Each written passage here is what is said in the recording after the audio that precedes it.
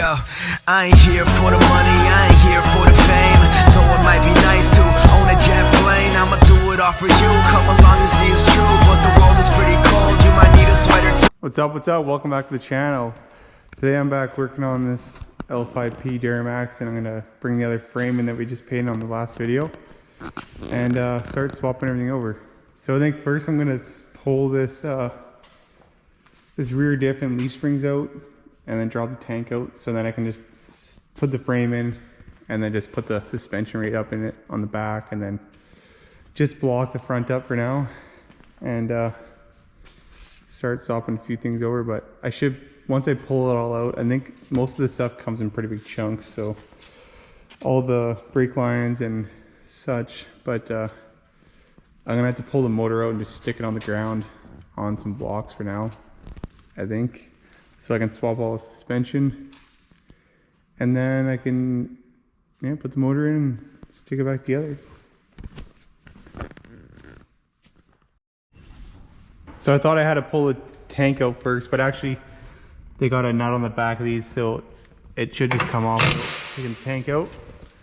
Because on the old ones, the bolts actually went the other way, so you had to pull the tank out to be able to get the bolt out. So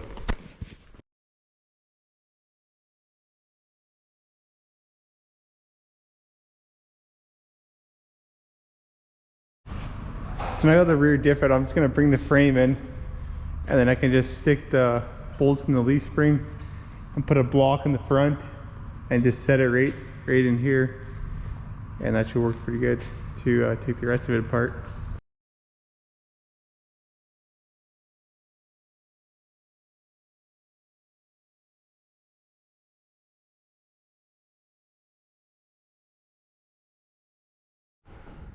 So I have the new frame in here and all set up, and I just put the 4 bolts in and just got the rear diff in here just so it's standing at the back. And I pretty much got the motor ready to pull, so I'm gonna just hook up some straps here, probably strap here, something on the back here, and then something on the front too is what I'll probably do. And then can lift this out, and then I can swap this. I'm gonna have to set the motor on the ground and then swap the suspension over, and then I can set the motor right into that frame, and the rest of all the wiring. But first thing I'm gonna do is get everything out and then change this wiring over, and then put the big stuff back in, just make it a lot easier. So get the skids here hooked up here and lift this out of here. All right, it's ready to come out now. So I got the motor pretty much all disconnected here. It's loose. Just double check and make sure there's no wires, and can just go up a little bit more now. And out it should come. I'm just gonna set this on the ground over here for now. All right, it's fully disconnected. Just hanging here. I'll gonna move it over.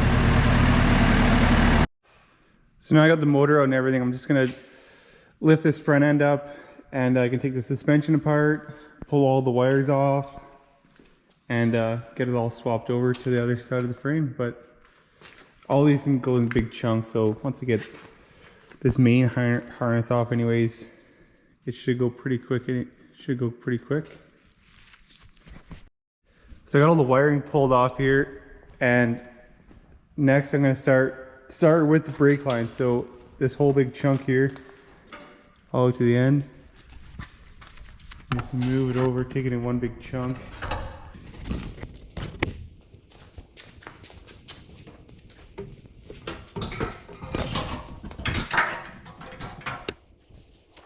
Like that, line it back up.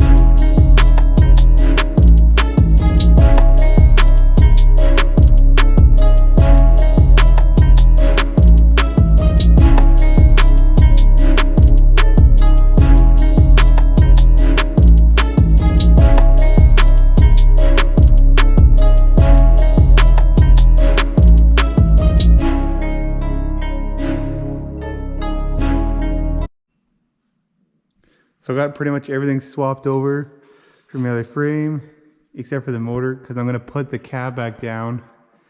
And I got to change this rad support, but I need to line it up. And it's much easier to change when the motor's out and I can get on the inside to weld that up.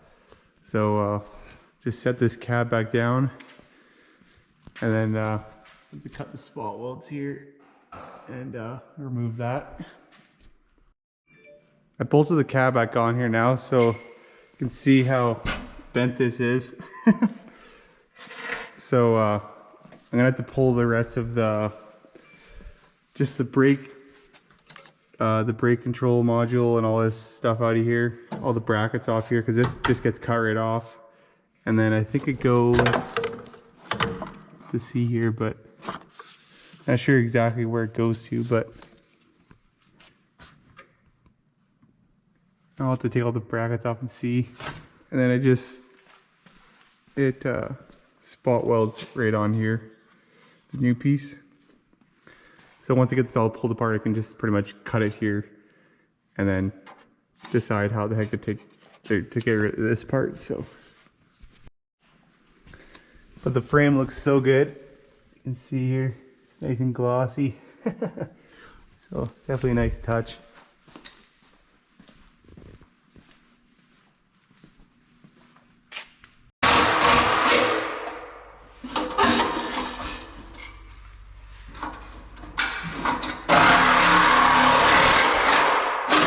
So I got the rad support pretty much mocked up here. You can see it's not spot welded yet. And it's all bolted down, so it bolts to right to here. And then I bolted the cab down and lined it all up. But I still need to change these brackets here. So if you look on the old stuff, it didn't come with these new headlight brackets and the fender brackets. So I'm gonna have to drill the spot welds out on these two and then switch them over to the other side. Now that it's all mounted and cleaned up, as you can see here, this spot weld this, or weld the spot welds up, and put a couple here, and then this is where the brackets go on. So, but I'm just gonna weld up so it's all solid and in the right spot, and then I can lift the cab back up and put the motor in while I weld the rest of this up, and then it's all out of the way. You don't have to climb around over it, so.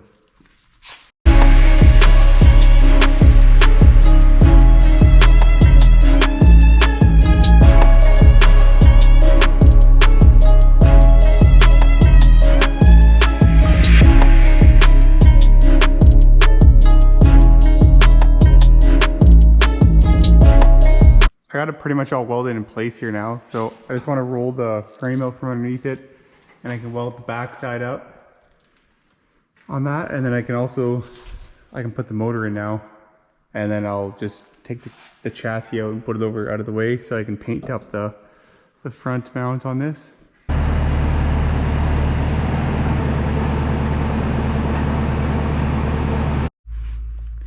So the new rad support assembly didn't come with the headlight bracket, so I had to cut the spot welds, take them off the other ones, and then I also need to weld on the fender bracket here and the fender bracket right here. So I'm just gonna put this one on first, just to try to get so I can get the fender on and lined up. And but I'm just gonna tack it, just put a few tacks on it, and then hang the fender on and see if I can line up these other ones. They do have some markers, which is nice. Some marker holes. Actually, if you look here, I can't see the top one, but there is a marker hole that I assume if you buy a new bracket, it'll show you how to line it up here. And then, I mean, it can really only go, this one can really only go one spot, which is kind of nice, so it fits pretty good in there, but we'll have to put these other two ones on, so.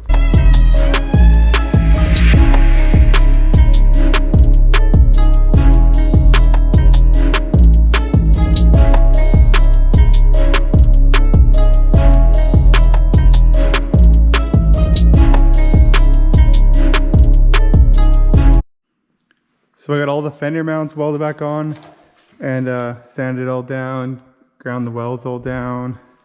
So everything's ready pretty much to paint. I scuffed it all. I'm just gonna mask it off and then put a little bit of seam sealer in and then should be able to paint it. Just gonna do this gloss black, I think. Either gloss black or semi-gloss black. I haven't decided yet, but you can't really see any of this stuff anyways once the fender covers it. And then if you ever change the color of the truck, you don't have to worry about painting this. I mean, it was like, they hardly even painted it from factory anyways. Like there's really no paint in there, just primer. But gloss black should look good.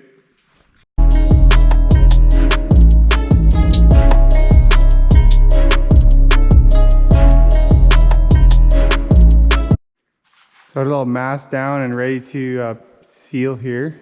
I just did a little bit of a seam sealer over the welds and in the back where there was originally on the original spot, so it kind of looks factory. So I'm gonna put a sealer on, and then I'm just gonna put it with gloss black over top, and it should look pretty much like I never touched it. So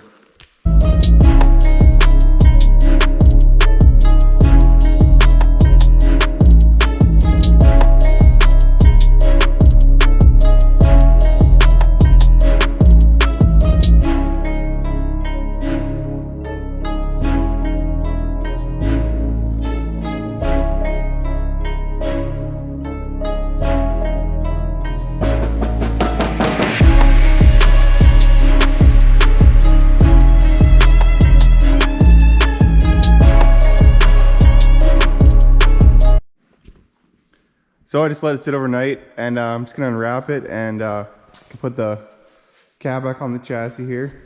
So tune in for the next video. I'm gonna be just installing the rest of this and hopefully maybe getting it running. So thanks for watching. Peace.